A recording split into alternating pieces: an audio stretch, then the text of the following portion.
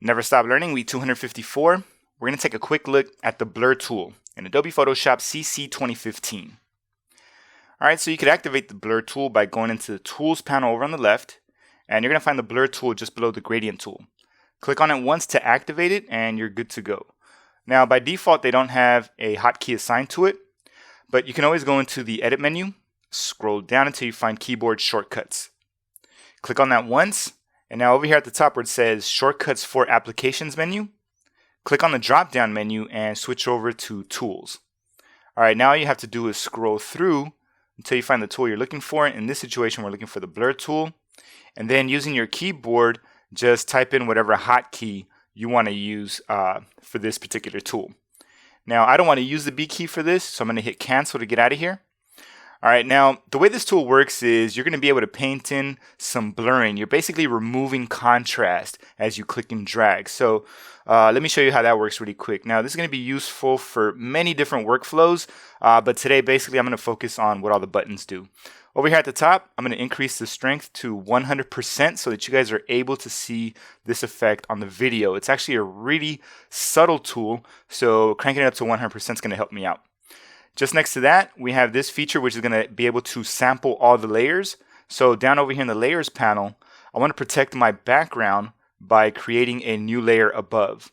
With this new layer targeted, I'm going to come in here and just click and drag a couple times right in here. And you might not be able to see it as I'm doing it, but I'm actually blurring the background portion of my image, which is going to add more focus to my subject, which is going to be these fried zucchini blossoms. Alright, so again, you might not notice the difference right away, and that's why I created this layer above. If I remove the visibility of that layer, you'll be able to see the before, then after. You kind of just see it have a little bit of detail, and then it blurs away. I'm going to zoom in on this meatball right here because this is the one that shows the most difference. Alright, so here's the before, and here's the after. Alright, so bring it back like that.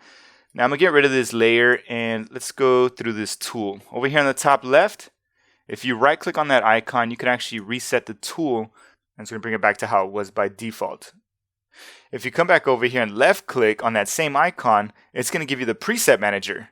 So this is pretty cool because once you get this tool set up exactly how you want, just come in here, click on this icon, and it's going to create a new tool preset for you. Alright, so I'm going to dismiss this guy, and just next to that, when you click on this, it's going to give you some of the brush options. So in here you could change the size of your brush, the hardness, you could even create a calligraphic brush if you want, and down over here at the bottom you have all these different presets you could use. And don't forget, whenever you see these gear wheels, there's going to be some additional options. Alright, so just to the right of that, when you click on this icon, it's going to bring up the brush panel. So it looks similar to what we just saw, except for you have a lot more options right in here. Alright, so I'm going to click on this tab to get rid of that. Now, while I have the tool activated, I could also right click in my document and I'll be able to make some edits to my brush right there. Alright, next we have our blending mode. By default, it's set to normal. Now you don't have access to all the blending modes, but you do have the important ones, or at least the ones you'd need for this. Over here you have darken and lighten, so this is going to work for your shadows and highlights. And then over here, if you want to affect the colors in your image, then you'd want to come over here to these blending modes, and of course you have luminosity down at the bottom.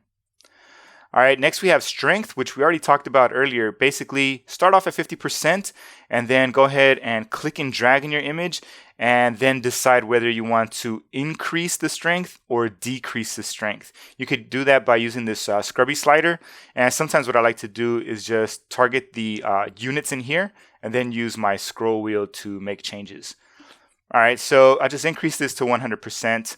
Over here, you saw this one as well. This one's going to sample all the layers. If I have this guy turned off, I'm targeting that specific layer that I have highlighted over here in my layers panel. So depending on how you want to work, that's going to depend on whether or not you want this guy off or on. Since I'm just working with a single layer, I'll leave this guy turned off. This last feature that we have over here, this is going to be for people using a stylus that has pressure sensitivity. You're going to use that pressure sensitivity to determine the size of your brush. Alright, so because I'm using a mouse, it's going to use the size that I have entered in here. All right, so I'm going to turn this guy off, and then again, I'm going to come over here towards the left and right-click on this to reset the tool, and that's going to bring it back to how it was by default. The reason I like mentioning that is so you guys could play around with the tool, make all the changes you want, and then if you don't like it, just bring it back to how it was by default, and you're good to go. And there you have it, folks. That's a quick look at the blur tool in Adobe Photoshop CC 2015.